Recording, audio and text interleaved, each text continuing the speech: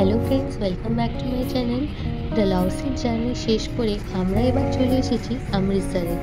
আমরা এখন যাচ্ছি গোল্ডেন টেম্পল।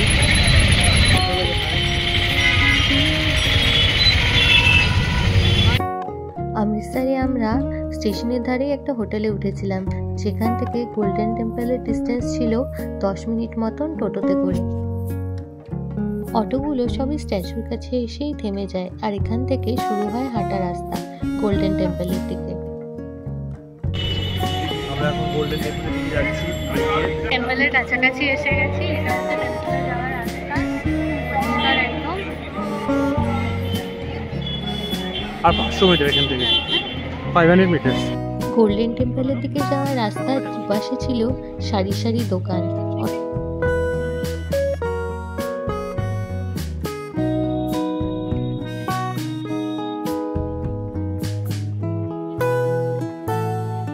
আমরা এখন এই গোল্ডেন টেম্পলের এন্ট্রেন্সের মুখেই আছি। আমরা ভিডিওটা রাখলাম। নিয়ম অনুসারে গোল্ডেন টেম্পলে ঢোকার আগে সবসময় মাথা ঢেকে ঢুকতে হয়, আর আমাদের কাছে এটাই সব থেকে বড় চ্যালেঞ্জ ছিল বউকে করানো।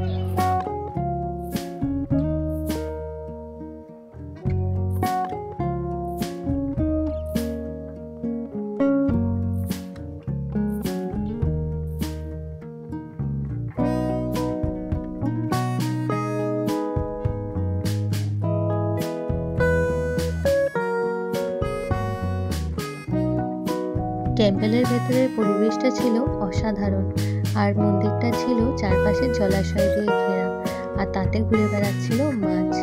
এক অসাধারণ একটা সুন্দর ভক্তিময় পরিবেশের মধ্যে আমরা প্রবেশ করলাম।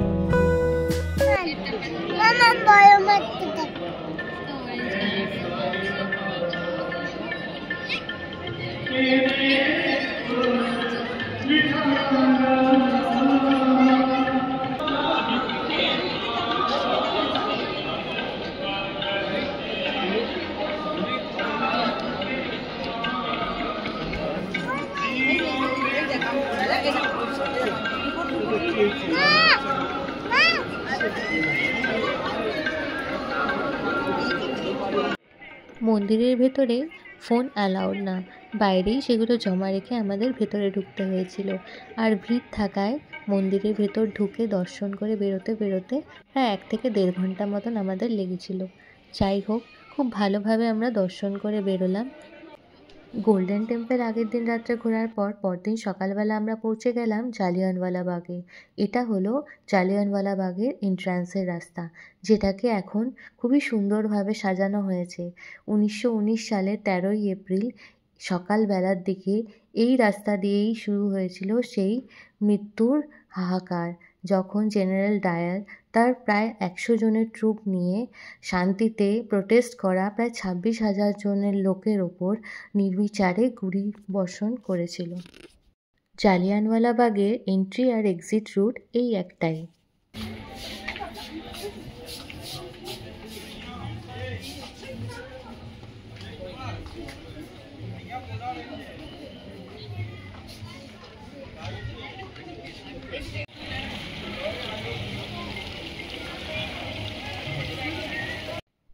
যে সমস্ত ঐতিহাসিক ঘটনাগুলি আমরা এতদিন শুধু ইতিহাসের পাতায় পড়েছি, এখানে এসে লাইট অ্যান্ড সাউন্ডের মাধ্যমে সেগুলো দেখার সুযোগ পেলাম।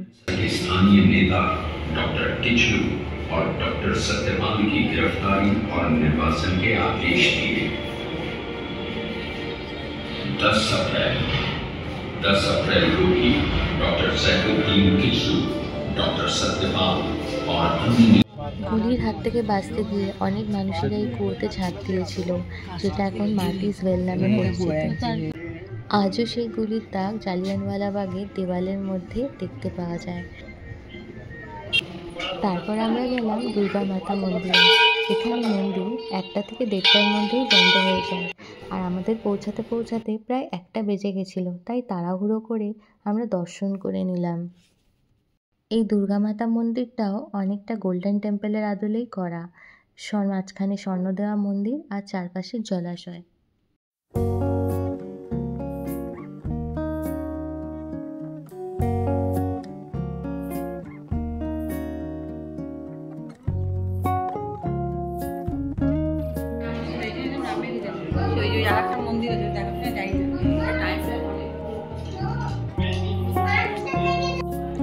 তারপর আমরা গেলাম বৈষ্ণব দেবী মন্দির।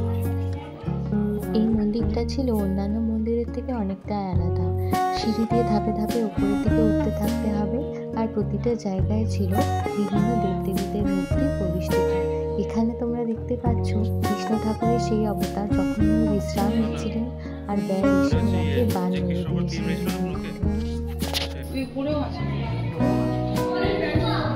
ওই যে বললো 15 মিনিট লাগবে।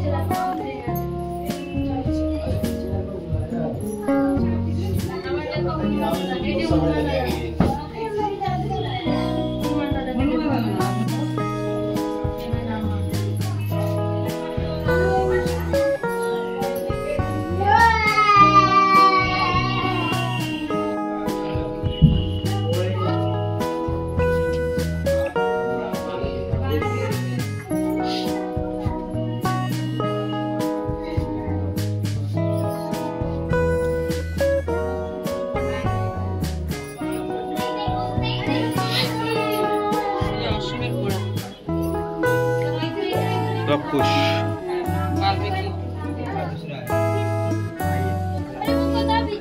Kush को शिक्षा देते हैं।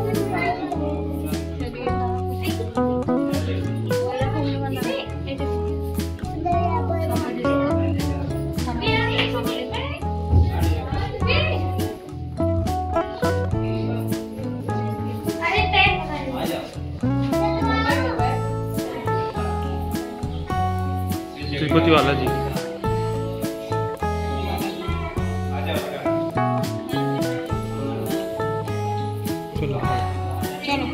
चलो चलो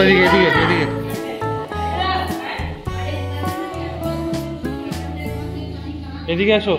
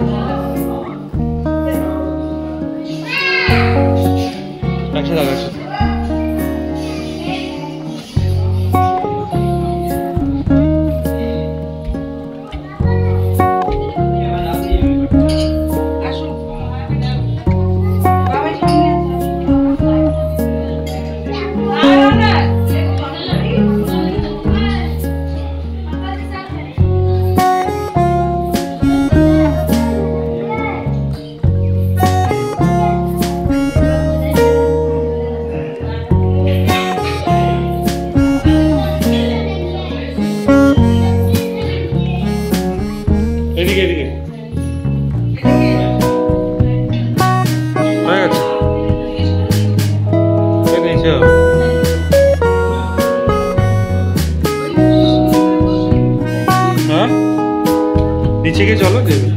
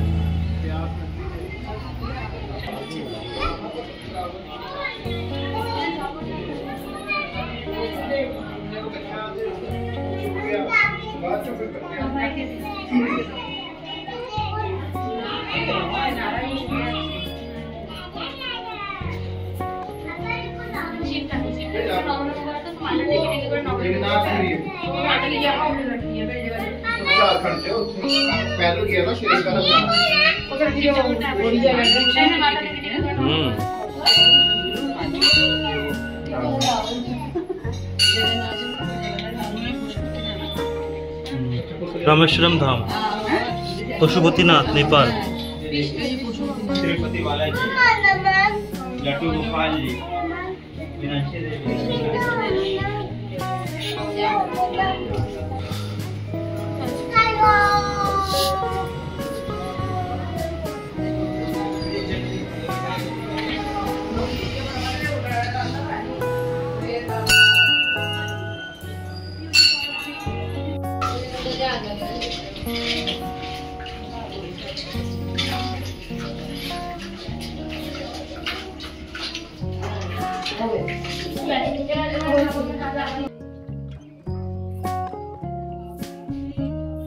পুরো মন্দিরটা পরিক্রমা করতে লেগেছিল 15 মিনিট। তারপর আমরা অবশেষে পৌঁছে গেলাম মাতা রানীর কাছে, আর সেখানে গিয়ে আমরা পুজো দিলাম।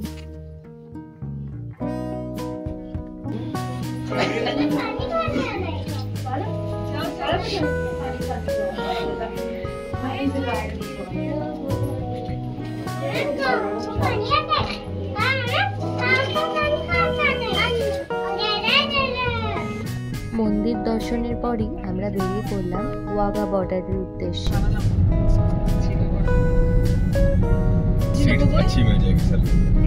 আমরা ওয়াঘা বর্ডারে এসে গেছি, এখানে স্টেডিয়ামের দিকে যাচ্ছি। এটা করে দিয়েছেন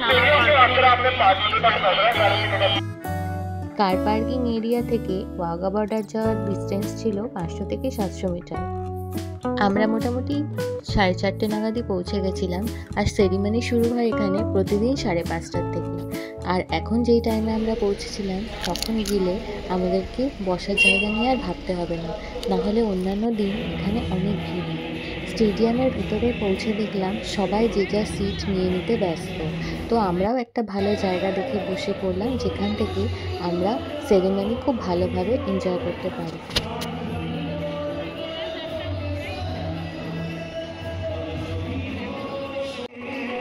বর্ডার এরিয়াতে এত সুন্দর উৎসবের আমেজ চলছিল, যেটা দেখে মনটা ভরে গেল।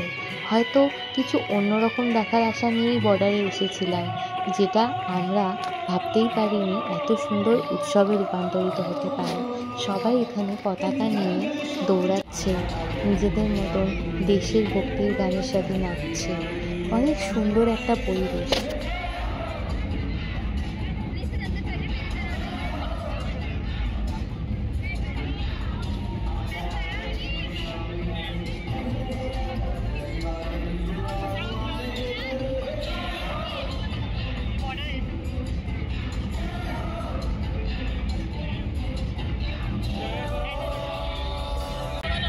দেশভক্তি গান আর তার সাথে নাচের পর শুরু হলো আসল সেরিমনি। ভালো করে দেখার পর বুঝলাম এই পুরো সেরিমনিটাকে হোস্ট করছে আমাদের দেশের একজন জওয়ান, যে বসে থাকা সমস্ত দর্শকদেরকে খুব মোটিভেট করছে, আর সবাই চিৎকার করছে।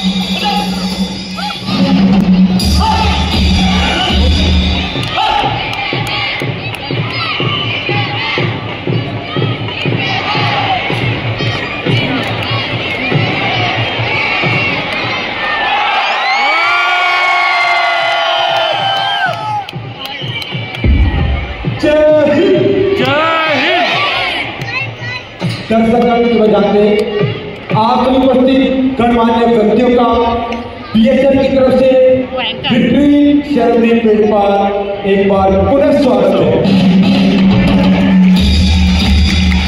25 मिनट के इस आयोजन में भारतीय बीएसएफ के जवान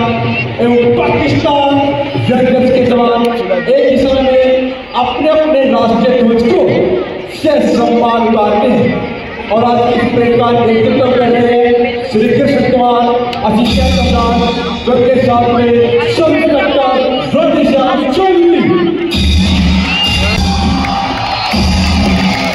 आप सभी दर्शकों से निवेदन है कृपया अपने स्थान पर बैठकर आज की शानदार परेड का आनंद उठाएं। दर्शक भारत माता की हिंदुस्तान जिंदाबाद एवं वंदे मातरम के अतिरिक्त किसी भी अन्य नारे का प्रयोग न करें। साथ ही जब तक परेड समाप्त न हो सभी दर्शक अपने अपने स्थान पर बैठे परेड समाप्ति के पश्चात ही अपने स्थान पर छोड़े वेस्टर्न से बाहर। উত্তেজনা তখন শুরু হলো যখন ভারতবর্ষ আর পাকিস্তানের মাঝে যে বর্ডার নামের গেটটি রয়েছে খুলে দেওয়া হলো, আর দুই দেশেরই যে জওয়ানরা রয়েছে তারা তাদের শক্তি প্রদর্শনে মত্ত হয়ে গেছে।